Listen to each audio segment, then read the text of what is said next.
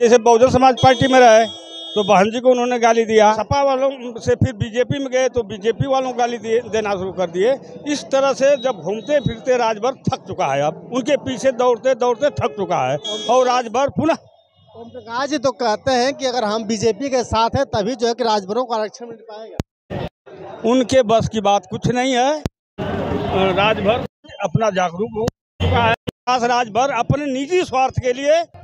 और ओम प्रकाश राजभर की जो आप बात करते हैं तो वह केवल अपना व्यक्तित्व और अपने परिवार का विकास किया है, न कि राजभर समाज का किया है। राजभर समाज का तो इतना वो अपमान किया है कि जो राजभर समाज स्वाभिमानी कौम है, जो अपने मान सम्मान और के लिए हमेशा लड़ने का काम किया, आतिताइयों से लड़ने का काम किया, लेकिन अपना मान सम्मान झुकने नहीं दिया। लेकिन ओम प्रकाश राजभर अपने लड़के के लिए, एक सांसद बनने के लिए पूरे राजभर समाज का सम्मान गिराने का काम किया।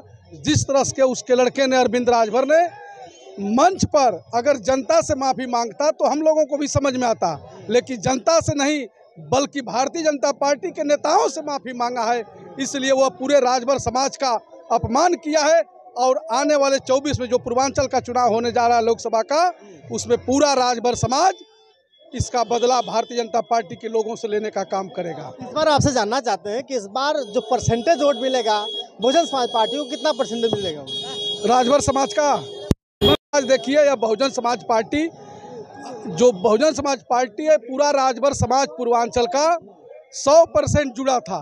लेकिन ये ओम प्रकाश के आने से बहकावे में आकर के कि हमारी पार्टी है, मैं खुद का विकास करूंगा, बहकावे में चली गई।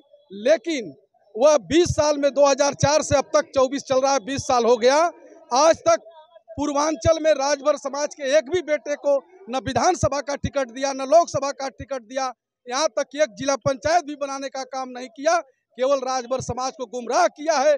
इसलिए राजभर समझ गया है कि अगर हमारी पार्टी वास्तव में जो हमारा मान सम्मान स्वाभिमान और राजनीति में भागीदारी देने का कोई काम किया तो बहुजन समाज पार्टी ने किया है।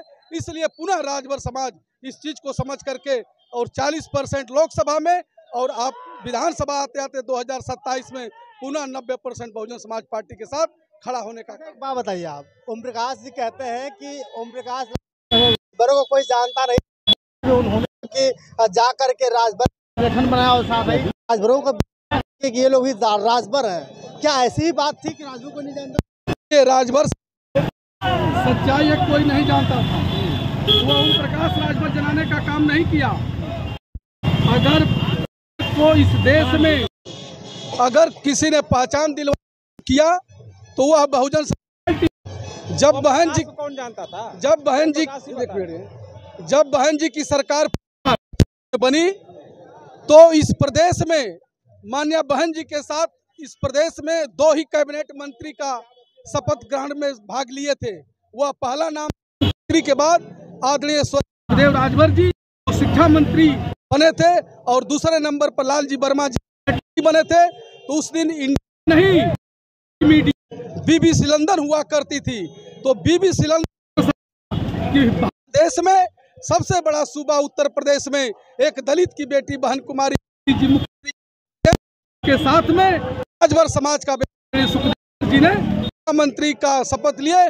उसी दिन पूरे देश में लोगों को लोग जानने तो समाज ने पहचान दी है। ओम प्रकाश राजभर तो बहुजन समाज उसको बहन जी का जिला बनाई, कोलसड़ा विधानसभा का चुनाव भी लड़ा था, समाज से खुद पहचान उसके पार्टी से हुई है।